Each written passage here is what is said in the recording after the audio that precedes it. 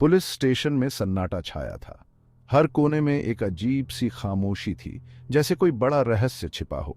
दीवारों पर टंगी घड़ी की टिक टिक भी इस सन्नाटे को और गहरा बना रही थी।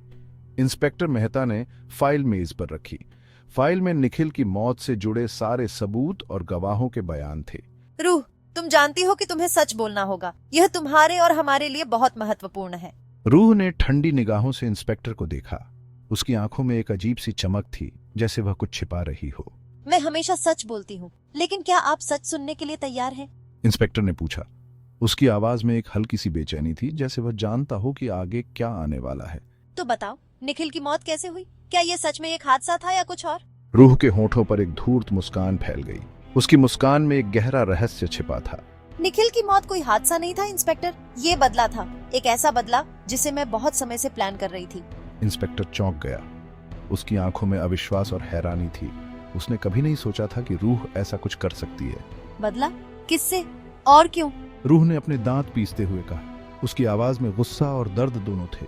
उन सब से जिन्होंने मुझे और मेरे भाई को दर्द दिया। वे लोग जिन्होंने हमारी जिंदगी को नर्क बना दिया। मेरे भाई ने बहुत सहा है और अब समय आ गया है कि वे लोग अपने कर्मों का फल भुगतें। मैं उन्हें छोड़ने वाली नहीं हूँ।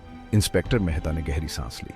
वह समझ गया था कि यह मामला जितना दिखता है उससे कहीं ज्यादा पेचीदा है। उसे अब रूह की कहानी को ध्यान से सुनना होगा और हर पहलू को समझना होगा। बाहर रात का अंधेरा गहराता जा रहा था और पुलिस स्टेशन के अंदर एक नई कहानी का पर्दा उठ रहा था। नकाब उतरने का समय आ गया था।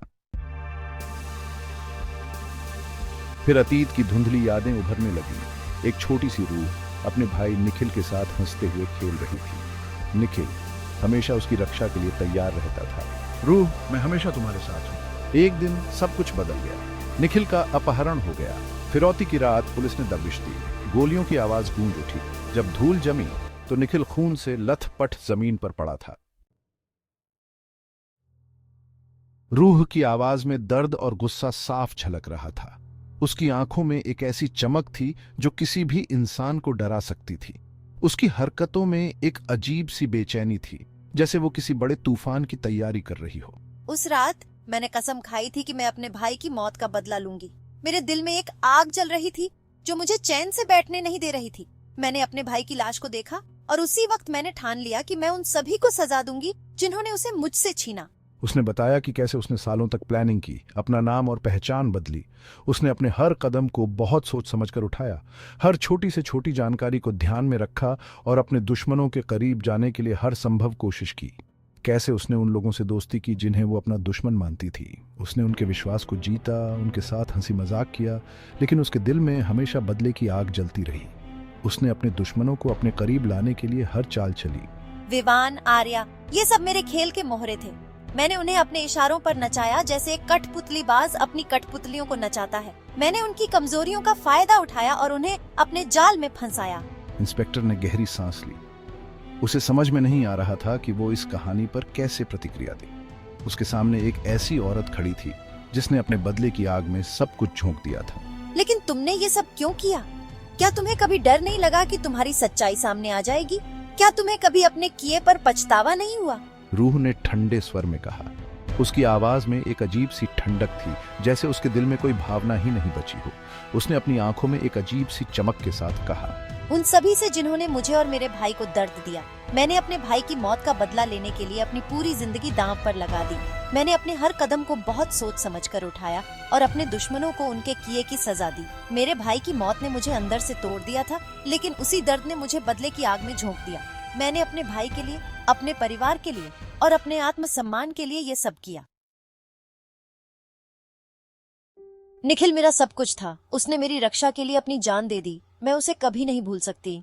उसने बताया कि कैसे उसने विवान और आर्या को एक दूसरे के खिलाफ भड़काया, उनके बीच गलतफहमी पैदा की, लेकिन धीरे धीरे उसे एहसास हुआ कि वो गलत रास्ते पर है। विवान और आर्या, जो अब तक कमरे के एक कोने में खड़े थे, हैरान रह गए। उन्हें विश्वास नहीं हो रहा था कि रूह ने उनके साथ ऐसा खेल खेला है। इंस्पेक्टर ने रूह को गिरफ्तार करने का आदेश दिया। जैसे ही पुलिसकर्मी रूह को ले जाने लगे, उसने एक बार फिर इंस्पेक्टर की तरफ देखा। यह कहानी यहीं खत्म नहीं होती इंस्पेक्टर। असली खेल तो अब शुरू हुआ है। इंस्पेक्टर के मन में एक अजीब सी बेचैनी होने लगी। उसे एहसास हो गया था कि यह मामला जितना दिख रहा है उससे कहीं ज्यादा गहरा है। विवान और आर्या दोनों ही सदमे में थे। उनके जीवन में अचानक आए इस तूफान ने उन्हें हिलाकर रख दिया था। उन्हें समझ नहीं आ रहा था कि क्या सोचें, क्या करें। हर दिशा में अंधेरा ही अंधेरा था और कोई रास्ता नहीं दिख रहा था। रूह ने उनके साथ जो किया था उसके बाद वो एक दूसरे का सामना कैसे करें। विश्वास की दीवारें टूट चुकी थीं और उनके दिलों में दर्द की लहरें उठ रही थीं। आर्या, मुझे माफ कर दो। मैं जानता हूं कि मैंने तुम्हें बहुत तकलीफ दी है। मैं इतना अंधा कैसे हो सकता था? कैसे मैंने तुम्हारे दर्द को नहीं देखा? आर्या ने चुपचाप विवान की तरफ देखा। उसकी आंखों में आंसू थे, लेकिन उनमें एक अजीब सी शांति भी थी।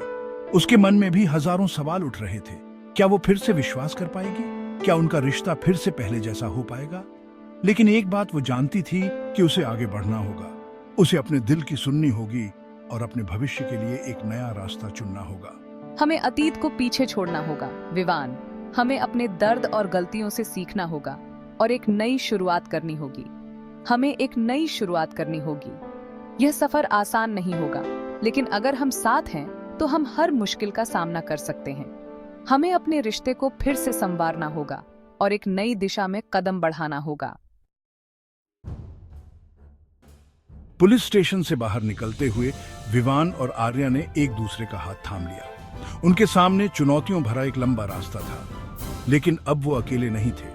सूरज की पहली किरण ने धरती पर अपनी सुनहरी रोशनी बिखेरनी शुरू कर दी थी। यह एक नई शुरुआत का प्रतीक था, अंधेरे पर उजाले की जीत का। लेकिन क्या यह वाकई अंधेरे का अंत था, या फिर यह एक नए और भी खतरनाक अंधेरे की शुरुआत थी? केवल समय ही बताएगा।